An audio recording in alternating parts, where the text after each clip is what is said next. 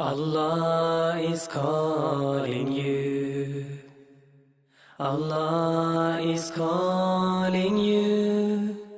calling you to say His name. Allah is calling you.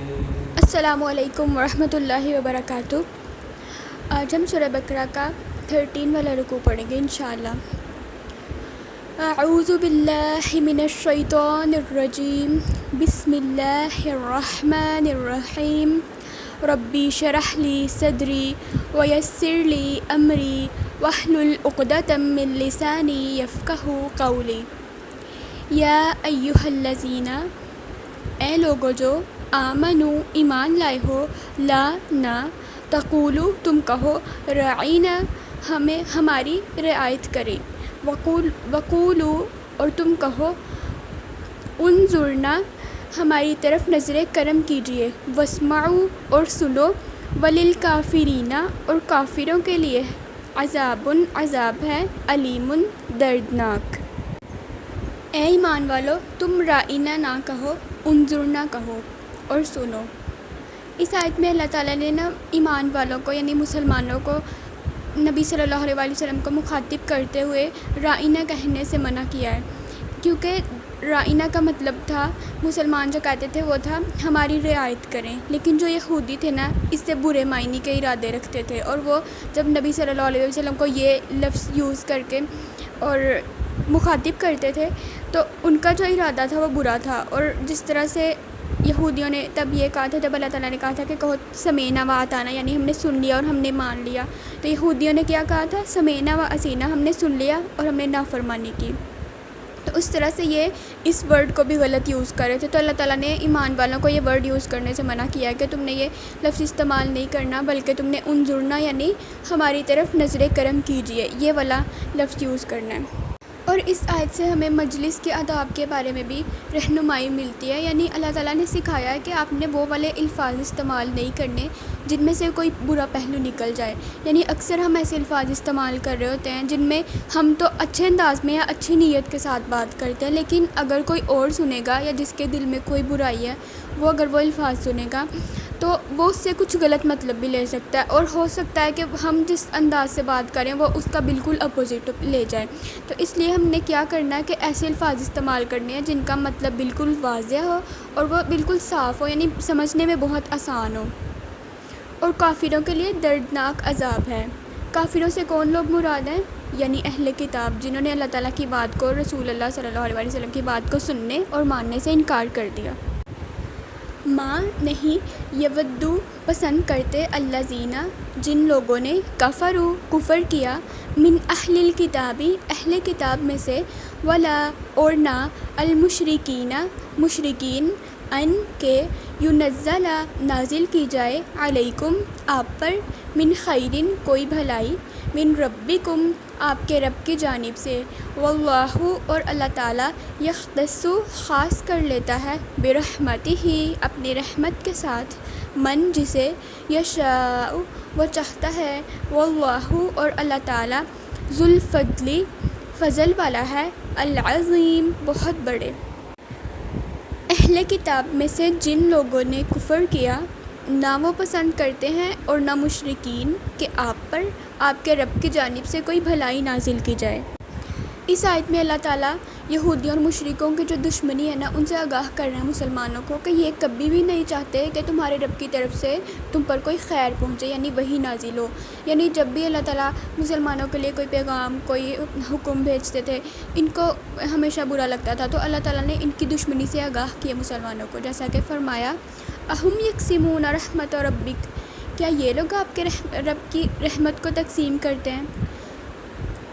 سورہ زخرف آیت number 32۔ یہودی ایسا کیوں کرتے تھے، یعنی وہ کیوں نہیں چاہتے تھے کہ نبی صلی اللہ علیہ وسلم پر یا مسلمانوں پر کوئی اللہ تعالیٰ کی رحمت نازل ہو؟ کیونکہ وہ حسد کرتے تھے اور بغض کرتے تھے، وہ چاہتے تھے کہ ہماری نسل سے جو بنی اسرائیل کی قوم ہے اس میں سے پیغمبر کیوں نہیں آیا۔ وہ پیغمبری جو تھی اس کو اپنا قومی حق سمجھتے تھے کہ یہ تو ہمارا حق تھا، تو اس وجہ سے وہ یہ نہیں چاہتے تھے کہ مسلمانوں پر اللہ تعالیٰ کی طرف سے کوئی بھی چیز نازل ہو۔ اور اللہ تعالیٰ اپنی رحمت کے ساتھ جسے چاہتا ہے خاص کر لیتا ہے۔ یعنی اللہ تعالیٰ جو ہے وہ ان کی خواہشوں کے مطابق، یعنی جو مشرک ہیں یا اہل کتاب ہیں ان کی خواہشوں کے مطابق انہیں جواب دینے کہ اللہ تعالیٰ جو ہیں وہ جسے چاہتے ہیں اپنی رحمت سے خاص کر لیتے ہیں، اور اس آیت میں رحمت سے مراد نبوت ہے، یعنی اللہ تعالیٰ جس کو چاہے نبوت دیتے ہیں، یعنی لوگوں کی خواہش کے مطابق یہ کسی قوم کی اندر جو نبی دے رہے ہیں، اگر نبی نازل کر رہے ہیں تو ضروری نہیں ہے کہ اسی قوم میں نبی نازل ہوگا، کسی اور قوم میں بھی جس میں اللہ چاہیں اپنی رحمت سے کسی کو بھی خاص کر لیتے ہیں۔ من یشاء یعنی حضرت محمد صلی اللہ علیہ وآلہ وسلم، اور اللہ تعالیٰ بڑے فضل والا ہے۔ یعنی اس میں اللہ تعالیٰ نے مسلمانوں کو شعور دیا ہے کہ اللہ تعالیٰ نے مسلمانوں پہ بہت بڑا فضل کیا، یعنی انہیں اسلام دیا اور اسلام جو ہے اسے لانے کی توفیق دی، انہیں اپنے آپ پہ یقین دیا، اور محمد رسول اللہ صلی اللہ علیہ وسلم نازل فرمائے ان کے درمیان، اور کتاب نازل کی، تو یہ اللہ تعالیٰ کا بہت بڑا فضل ہے۔ ماں جو ننسخ ہم منسوخ کرتے ہیں، من آیاتن کوئی آیت، او یا ننسیہا جسے ہم بھلا دیتے ہیں، ناتی ہم لے آتے ہیں، بخیرن بہتر، منہا اس سے، او یا مثلہ اس جیسی، علم کیا نہیں، تعلم آپ جانتے، انا یقیناً، اللہ اللہ تعالیٰ، علی اوپر، کلی ہر، شیئن چیز کے، قدیرن پوری قدرت رکھنے والا ہے۔ جو آیت ہم منسوخ کرتے ہیں یا جسے ہم بھلا دیتے ہیں، ہم اس سے بہتر یا اس جیسی اور لے آتے ہیں۔ نسخ کے لغوی معنی نقل کرنے کے ہیں، اور اسلام میں اس سے مراد یہ ہے کہ ایک حکم کو بدل کر دوسرا حکم لانا، یعنی اللہ تعالیٰ کچھ آیات کو، کچھ احکامات کو پہلے نازل کرتے تھے، اس کے بعد اس کو بدل کر اس کی جگہ دوسرا حکم لے آتے تھے، جیسے کہ شراب کے بارے میں پہلے کہا گیا تھا کہ نشے کی حالت میں نماز کے قریب نہیں جانا، اور یہ بھی کہا تھا کہ مسلمانوں کے لیے یا ایمان والوں کے لیے شراب میں زیادہ فائدہ نہیں ہے، زیادہ نقصان ہے، اور بعد میں اللہ تعالیٰ نے کہا تھا کہ شراب حرام ہے، یعنی بعد میں وہ والی آیت جو تھی نا اس کی جگہ بدل کر حکم دوسرا لے آئے تھے۔ اور اسی طرح سے پہلے بیوہ کی عدت جو تھی وہ 1 سال تھی، اور اس کے بعد اس کو بدل کر 4 ماہ 10 دن کر دی تھی۔ تو اس طرح اللہ تعالیٰ نے بہت سے احکامات کو پہلے ایک حکم دیا اور اس کے بعد اس کو بدل کے اس کی جگہ دوسرا حکم لیا، اور اس آیت کا شان نزول یہ ہے کہ جو یہودی تھے نا وہ کہتے تھے کہ ایک دفعہ اللہ کا اگر حکم آ گیا نا تو پھر وہ قیامت تک وہی رہنا ہے، وہ چینج نہیں ہو سکتا یا اس کو ہم بدل نہیں سکتے، لیکن اللہ تعالیٰ نے اس آیت کے ذریعے بتایا ہے کہ ہم لوگ اپنی مرضی سے جس آیت کو ہم لوگ منسوخ کر دیں یا بھلا دیں تو ہم اس کی جگہ اس جیسی یا اور اس سے بہتر آیت جو ہے وہ نازل کر دیتے ہیں۔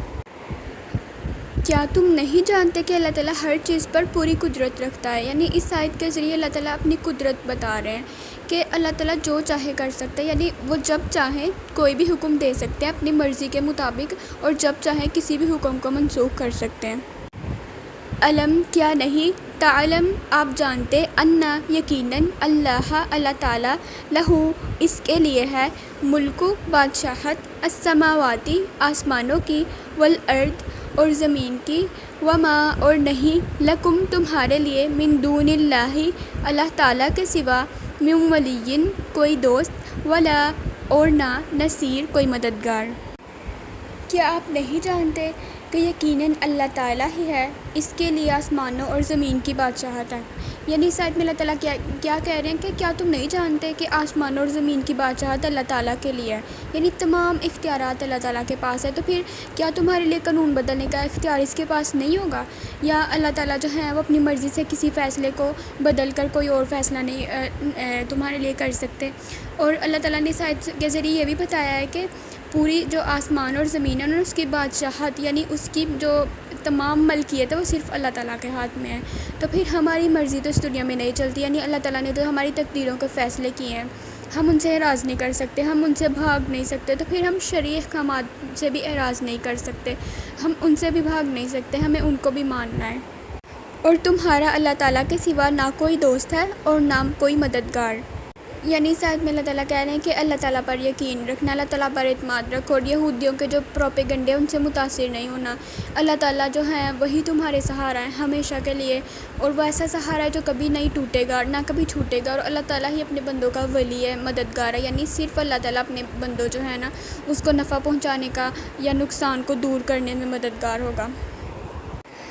کیا تریدون تم چاہتے ہو، ان کے تسألو تم سوال کرو رسولکم اپنے رسول سے کما جس طرح سئیلا سوال کیے گئے موسیٰ سے من قبل اس سے پہلے ومن اور جو کوئی یتبدل بدلے میں لے لے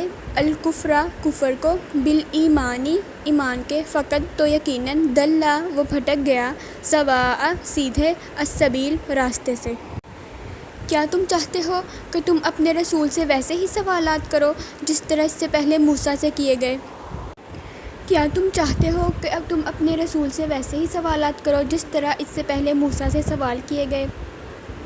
اس آیت میں اللہ تعالیٰ نے سوالوں کے بارے میں کہا ہے، یعنی کچھ مسلمان جو تھے وہ یہودیوں کے پروپیگنڈے کی وجہ سے نبی صلی اللہ علیہ وسلم سے لا یعنی سوال کرنا شروع ہو گئے تھے،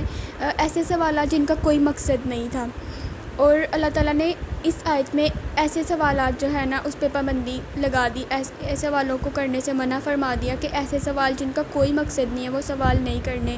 اور محققین نے لکھا ہے کہ یہاں ان سوالوں سے مراد ایسے سوالات کی ممانعت ہے جن کا مقصد محض اعتراض کرنا اور دین میں شدت پیدا کرنا ہو، یعنی ایسے سوال ایک تو وہ والا سوال ہوتا ہے جو ہم لوگ کچھ سیکھنے کے لیے کرتے ہیں، یعنی سوال جو ہے وہ علم کی ایک ضرورت ہے اور جب تک ہم سوال نہیں کرتے ہمیں سمجھ نہیں آتی، لیکن کچھ ایسے سوال ہوتے ہیں جن کا مقصد علم سیکھنا نہیں ہوتا یا پھر کوئی ان کی اپنی کنفیوژن کو دور کرنا نہیں ہوتا، صرف ایک ایسی بات کرنا کہ ہم لوگ جو ہے اس میں شک پیدا کر دیں کسی بات میں یا پھر اس چیز کو غلط ثابت کرنے کے لیے۔ جیسے آج کل بھی بہت سے لوگ ایسے ہیں جو اسلام کے کسی بھی حکم پر وہ سیکھنے کے لیے نہیں، صرف محض اسلام پر ایک اعتراض کرنے کے لیے ایسے سوال کرتے ہیں کہ اسلام میں اللہ نے ایسے کیوں کہا اور یہ والا حکم کیوں دیا گیا ہے، جیسے کہ عورت کو کہا جاتا ہے کہ مرد جو ہیں وہ عورتوں پہ قوام ہے، تو بہت سے لوگ اس چیز سے بھی کہتے ہیں کہ اللہ تعالیٰ نے جو عورتیں ہیں اس کو ایک درجہ کم کیوں کر دیا، حالانکہ یہ اللہ تعالیٰ کی جو تقسیم ہے وہ ہم اس میں کچھ بھی نہیں کر سکتے، اللہ تعالیٰ کو زیادہ بہتر پتہ ہے، اور اللہ تعالیٰ نے جو بھی فیصلہ کیا ہے وہی بہترین ہے۔ ہم سمجھتے ہیں کہ نہیں جو ہم کہہ رہے ہیں شاید ہم وہ ٹھیک ہوں گے، اور جو اللہ تعالیٰ نے فیصلہ کیا ہے نا وہی ٹھیک ہے، اور کچھ سوالات ایسے ہوتے ہیں جو ان کا کوئی مطلب نہیں ہوتا کرنے کا، بے مقصد سوال ہوتے ہیں، ان سے صرف وقت ضائع ہوتا ہے اور دوسروں کے دلوں میں نا شکوک پیدا ہوتے ہیں کہ پتہ نہیں یہ سوال کیوں کیا یا اس کا کیا جواب ہوگا، اور اکثر جو ملحد ہوتے ہیں وہ اس طرح کے سوال کرتے ہیں۔ تو ان سوالوں سے بچنا چاہیے، کیونکہ جو بنی اسرائیل کی قوم تھی انہوں نے حضرت موسیٰ علیہ السلام سے اس سے بھی بڑا سوال کیا تھا، اور وہ کیا کیا تھا، انہوں نے کہا تھا کہ ہم نے اللہ تعالیٰ کو بالکل اپنے سامنے دیکھنا ہے، ہمیں تب تک ہم تمہاری بات پہ یقین نہیں کریں گے جب تک تم اللہ تعالیٰ کو ہمارے سامنے نہیں دکھا دو گے۔ تو اس طرح کے جو سوال ہیں ان کی وجہ سے ہمیں نا کوئی رہنمائی نہیں ملتی، صرف یہ ہوتا ہے کہ ہم لوگ جو ہے اللہ تعالیٰ کی جو احکامات ہیں اور ہدایت ہے ان سے دور ہو جاتے ہیں۔ اور جو کوئی کفر کو ایمان کے بدلے میں لے لے، یعنی جو اللہ تعالیٰ کے جو احکامات ہیں یعنی جو ایمانی طریقہ کار ہے اس سے ہٹ جائے اور اللہ تعالیٰ کے احکامات کی پابندی نہیں کرے گا، پھر کیا ہوگا؟ تو یقیناً وہ سیدھے راستے سے بھٹک گیا، یعنی اس نے ایمان کو کفر کے بدلے میں خرید لیا، کفر کو ایمان کے بدلے میں خرید لیا، اور جیسے بنی اسرائیل کی قوم جو تھی وہ گمراہی تک پہنچ گئی تھی تو اس طرح سے وہ بھی بھٹک گیا۔ وَدَّ چاہتے ہیں، کثیرن اکثر لوگ، من اہل الکتابی اہل کتاب میں سے، لو کاش، یردونکم وہ پلٹا دیں تمہیں، من بعد ایمانکم تمہارے ایمان کے، کفارن کافر بنا دیں، حسدن حسد سے، من عندی انفسہم اپنے دلوں میں، من بعد ما اس کے، تبینہ پوری طرح واضح ہو گیا، لہم ان کے لیے، الحق حق، فاعفو چنانچہ آپ معاف کر دیں، وصفحوا اور درگزر کریں، حتیٰ یہاں تک کہ یاتیا لے آئے اللہ تعالیٰ بامرہ فیصلہ اپنا، انا یقیناً اللہ تعالیٰ علی اوپر، کلی ہر شیئن چیز کے، قدیرن پوری قدرت رکھنے والا۔ اہل کتاب میں سے اکثر لوگ چاہتے ہیں کہ کاش وہ تمہیں تمہارے ایمان کے بعد کافر بنا دیں، اپنے دلوں میں حسد کی وجہ سے، اس کے بعد کہ حق ان کے لیے پوری طرح واضح ہو گیا۔ اس آیت میں اللہ تعالیٰ نے اہل کتاب کے حسد کی وضاحت فرمائی ہے کہ وہ چاہتے ہیں کہ مسلمانوں کو ان کے ایمان کی بات کفر کی طرف واپس پلٹ دیں، اور انہوں نے اس کے لیے ایک جال بچھایا تھا، یعنی جو اہل کتاب تھے ان کے گروہ نے کہا تھا کہ تم جب صبح کے ٹائم یعنی دن کا آغاز ہوتا ہے تو تم مسلمانوں پر ایمان لے آؤ، اور اس کے بعد کیا کرنا ہے، جب شام ہوگی تو تم نے اس کا کفر کر دینا، تاکہ وہ یہ اس میں پڑ جائیں، یعنی وہ تھوڑا کنفیوز ہو جائیں کہ اس طرح کیوں کیا، یعنی صبح کو وہ ایمان لائے تو پھر دوبارہ سے یہ کیوں پھر گئے۔ تو اس طرح سے انہوں نے یہ ایک سازش کی تھی کہ اس طرح مسلمانوں کو ان کے ایمان سے پھیر دیں، کیونکہ اللہ تعالیٰ نے یہاں پہ واضح کیا اس آیت میں کہ وہ حسد کی وجہ سے، ان کے دلوں میں حسد کی بیماری تھی۔ حسد کیا تھا کہ وہ پیغمبری کو اپنا حق سمجھتے تھے، اور یہ بات ان کے لیے ناقابل برداشت تھی کہ ان کے گروہ کے علاوہ اللہ تعالیٰ نے کسی اور گروہ میں اپنا پیغمبر کیسے بھیجا۔ تو وہ مسلمانوں سے جالس ہوتے تھے، حسد کرتے تھے، اس وجہ سے وہ چاہتے تھے کہ مسلمانوں کو کفر کی طرف پھیریں۔ اس وجہ سے اللہ تعالیٰ نے نبی صلی اللہ علیہ وسلم کو کہا ہے کہ آپ جو ہے نا، یعنی وہ کافر یہ چاہتے ہیں کہ تمہیں ایمان کے بعد دوبارہ کافر بنا دیں، حالانکہ حق ان پر پوری طرح واضح ہو گیا، یعنی وہ یہ بات جانتے تھے کہ یہ نبی حق ہیں، اور نبی صلی اللہ علیہ وسلم جو ہیں وہ آخری نبی ہیں، مبعوث کیے گئے تھے، ان کی کتابوں میں اس کا ذکر بھی تھا۔ چنانچہ آپ معاف کر دیں اور درگزر کریں یہاں تک کہ اللہ تعالیٰ اپنا حکم لے آئے، یعنی اللہ تعالیٰ نے ایمان والوں کو اور نبی صلی اللہ علیہ وسلم کا حکم دیا کہ تم یہودیوں کی جو برائیاں ہیں اور ان کی سازشیں ہیں نا، ان کے مقابلے میں ابھی تم ان کو معاف کرو اور ان کو اگنور کرو یہاں تک کہ اللہ تعالیٰ جو ہے وہ اپنا حکم لے آئیں، یعنی جہاد کا حکم دے دیں۔ اور یہودیوں کی سازش کی وجہ سے جو نئے اسلام لانے والے تھے وہ بہکائے جاتے تھے، یعنی جو لوگ نئے نئے اسلام قبول کرتے تھے تو وہ کیا کہتے تھے، یہودی ان کو پاس جا کر کہتے تھے کہ دیکھو ہم نے بھی اسلام کو قبول کیا، لیکن یہ نا ہمیں صحیح نہیں لگا،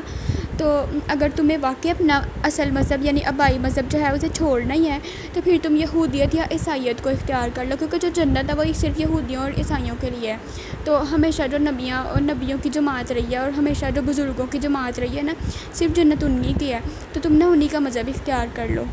یقیناً اللہ تعالیٰ ہر چیز پر پوری قدرت رکھنے والا ہے، یعنی اللہ تعالیٰ نے اس آیت میں یہاں پہ اپنے قادر ہونے کا یقین دلایا کہ اللہ تعالیٰ جو ہے وہ سرکش یہودیوں کو قید کر دیں گے، یا پھر ان کی قتل و غارت ہوگی اور جلاوطنی ہوگی، اور یعنی اللہ تعالیٰ کی قدرت ہے، تو وہ جو ہے نا یہودی وہ کامیاب نہیں ہوں گے۔ مسلمانوں کو یقین دلایا ہے کہ مسلمان جو ہیں وہ کامیاب ہوں گے۔ وَأَقِیمُوا اور قائم کرو الصَّلَاةَ نماز، وَآتُوا اور ادا کرو الزَّکَاةَ زکوٰۃ، وما اور جو تقدموا تم آگے بھیجو گے لِأَنفُسِکُم اپنی جانوں کے لیے من خیرن بھلائی میں سے تجدوہ تم موجود پاؤ گے اس کو عند اللہ اللہ تعالیٰ کے ہاں، یقیناً اللہ تعالیٰ بما جو بھی تعملون تم عمل کرتے ہو بصیر خوب دیکھنے والا ہے۔ اور نماز قائم کرو اور زکوٰۃ ادا کرو، اور جو بھلائی تم اپنی جانوں کے لیے آگے بھیجو گے اللہ تعالیٰ کے ہاں تم اس کو موجود پاؤ گے۔ اس آیت میں اللہ تعالیٰ نے مسلمانوں کو 3 چیزوں کی ہدایت دی ہے، یعنی نماز قائم کرنی ہے، زکوٰۃ ادا کرنی ہے اور بھلائی کرنی ہے، یعنی کوئی بھی خیر کا کام، کوئی بھی اچھا کام۔ اور اس آیت میں اللہ تعالیٰ نے مسلمانوں کو یہ یقین بھی دلایا ہے کہ وہ جو بھی کوئی نیک کام کریں گے، یعنی جو بھی بھلائی وہ کریں گے اپنے لیے، تو وہ اللہ تعالیٰ کے ہاں محفوظ ہے، وہ اللہ تعالیٰ کے ہاں اس کو پائے گا، تو اس سے دل میں نیک کام کرنے کی طلب پیدا ہوتی ہے۔ یقیناً جو بھی تم عمل کرتے ہو اللہ تعالیٰ اس سے خوب دیکھنے والا ہے، یعنی تمہارا نماز قائم کرنا، زکوٰۃ ادا کرنا، نیکی کے کام کرنا، اللہ تعالیٰ کی طرف بلانا، یا کوئی بھی بھلائی کا کام کرنا جو ہے وہ اللہ تعالیٰ سے چھپا ہوا نہیں ہے، اللہ تعالیٰ اس کو دیکھ رہا ہے اور تمہیں جزا بھی دے گا اس کی۔ وقالو اور انہوں نے کہا لن ہرگز نہیں یدخلا داخل ہوگا الجنت جنت میں الا مگر من کانا جو ہو ہودن یہودی او یا نصارا عیسائی، تل کا یہ امانیہم تمنائیں ہیں ان کی، کل آپ کہتے ہاتو تم لاؤ برہانکم دلیل اپنی، ان اگر کنتم ہو تم صادقین سچے۔ انہوں نے کہا کہ کوئی شخص جنت میں ہرگز داخل نہیں ہوگا مگر وہ جو یہودی یا عیسائی ہو۔ اس آیت میں اللہ تعالیٰ نے یہودیوں کے بارے میں بتایا کہ وہ یہ کہتے تھے کہ جنت جو ہے اس میں کوئی شخص داخل نہیں ہوگا سوائے یہودیوں کے یا عیسائیوں کے۔ تو اللہ تعالیٰ نے ان کے دعووں کے پیچھے بتایا کہ کوئی عقلی دلیل یا ثبوت نہیں ہے، وہ محض ان کی خواہشیں ہیں، یعنی تل کا امانیہم یہ ان کی تمنائیں ہیں، یعنی صرف جو یہودی ہیں ان کی خواہشات ہیں یا ان کی غلط فہمی ہے کہ جو جنت ہے وہ صرف یہودیوں اور عیسائیوں کی ہے، ان کے پیچھے ان کے پاس کوئی دلیل موجود نہیں ہے کہ واقعی اللہ تعالیٰ نے کوئی ایسا حکم دیا ہے یا کچھ کہا ہو۔ مسلمانوں میں بھی یہودیوں کی طرح بہت سے ایسے لوگ موجود ہیں آج بھی جو یہ سمجھتے ہیں کہ صرف ان کے فرقے یا ان کے گروہ کے بارے میں یہ غلط فہمی ہے ان لوگوں کو کہ جنت جو ہے وہ صرف انہی کی ہے، باقی کوئی بھی جنت میں نہیں جائے گا، اور یہ بالکل غلط ہے، ایسا ہرگز نہیں ہے۔ ہر شخص اپنے اعمال کے مطابق، اپنے عقیدے کے مطابق، اور جو اس نے دنیا میں کیا، جس کو اس نے فالو کیا، یعنی نبی صلی اللہ علیہ وسلم کو اور قرآن کو، تو وہ اسی کے مطابق جو ہے اللہ تعالیٰ قیامت کے دن یہ فیصلہ کریں گے۔ ہم انسان ہیں اور ہمارے پاس یا کسی بھی شخص کے پاس، چاہے وہ کتنا ہی بڑا عالم کیوں نہ ہو، اللہ تعالیٰ نے اس کو یہ اختیار نہیں دیا کہ وہ کسی کی جنت یا دوزخ کا فیصلہ کرے۔ یہ صرف اللہ تعالیٰ کا کام ہے،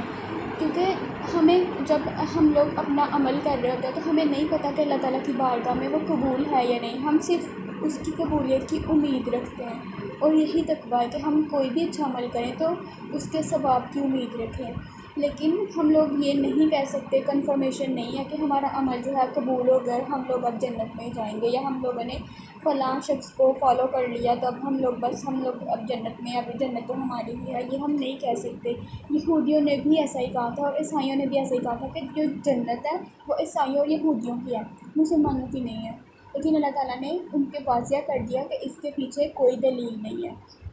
اور اللہ تعالیٰ نے اس کے ساتھ اس آیت میں آگے بتایا ہے،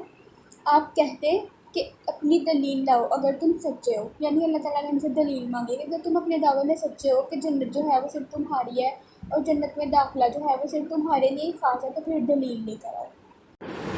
بلا کیوں نہیں، من جس نے اسلمہ تابع کر دیا، وجہہ چہرہ اپنا، للہ اللہ تعالیٰ کے لیے، وہوا اور وہ محسن نیکی کرنے والا ہے، فلاح تو اس کے لیے، اجرہ اجر ہے اس کا، عند پاس ربی ہی اس کے رب کے،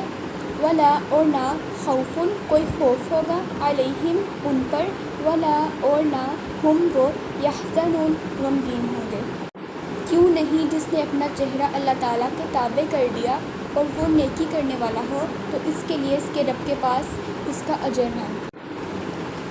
یعنی اس آیت میں اللہ تعالیٰ نے کہا ہے کہ جس شخص نے اپنے دل کو اللہ تعالیٰ کی طرف متوجہ کر کے اپنے اعمال کو صرف اللہ تعالیٰ کے لیے خاص کر لیا، اور جو صرف اللہ تعالیٰ کی رضا کے لیے کام کرتا ہے، وہ یعنی اپنا چہرہ اللہ تعالیٰ کے تابع کرنے سے مراد یہ ہے کہ صرف اللہ تعالیٰ کے لیے اپنے آپ کو خالص کر لیا، اور محسن سے مراد ہے، یعنی اس کا مطلب یہ ہے کہ اخلاص کے ساتھ کام کرنے والا، جو نبی صلی اللہ علیہ وسلم کی سنت پر عمل کرنے والا ہو، یعنی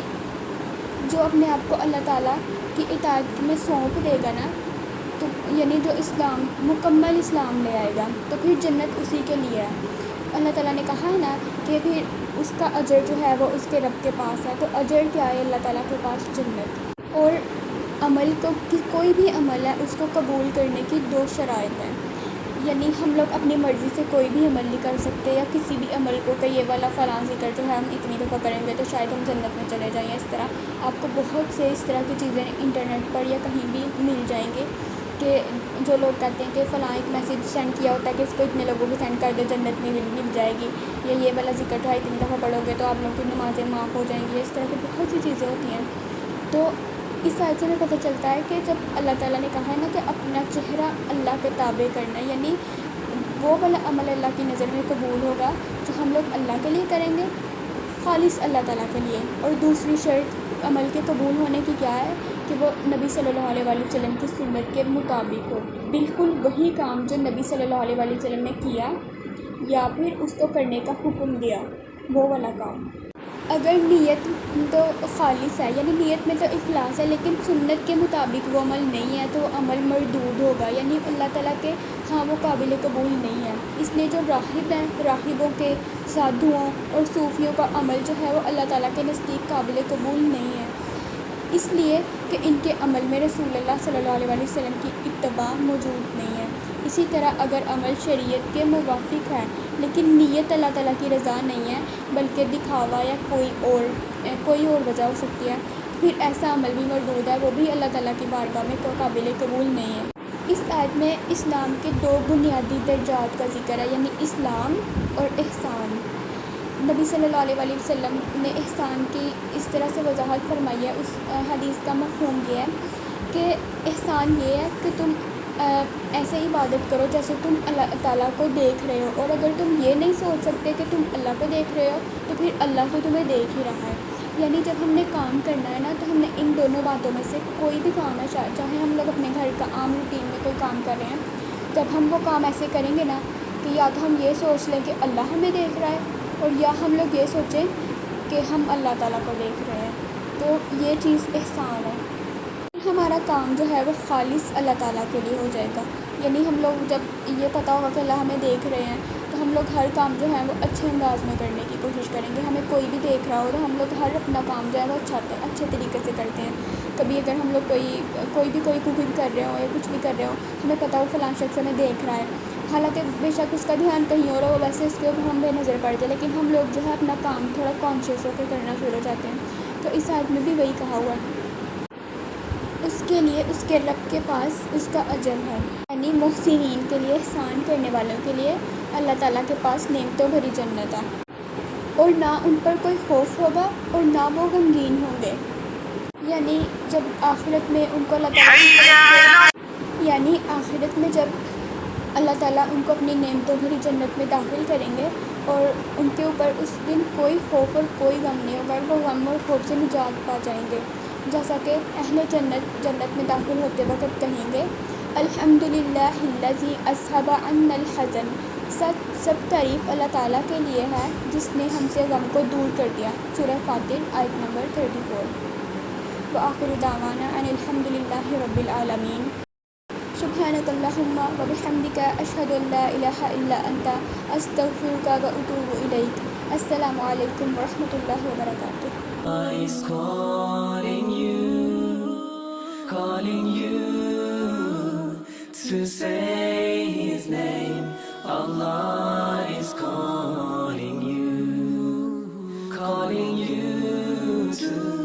come home again. Allah is calling.